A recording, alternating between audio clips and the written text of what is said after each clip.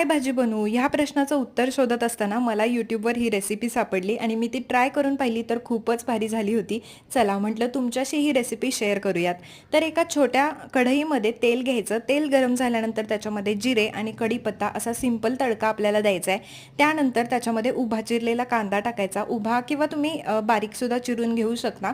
तर तुमच्याजवळ जितकं दही आहे त्या अंदाजे तुम्ही कांदा घ्यायचा आहे. तर मी इथे 2 मोठे कांदे घेतले होते. तर ते छान परतून घ्यायचं. कांदा ट्रान्सलुसंट होईपर्यंत त्याला आपल्याला परतून घ्यायचं आहे. तर त्यानंतर लसूण आणि आपण जे घरामध्ये वापरतो ते तिखट असतं ना, रोजच्या भाजीमध्ये वापरतो, ते आपण मिक्सरला वाटून घ्यायचं. दुसरं काही ॲड करायचं नाही, फक्त लसूण आणि तिखट.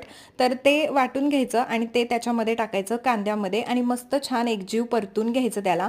आणि त्यानंतर झाकण ठेवून त्याला मस्त एक 10 मिनटं शिजवून घ्यायचं.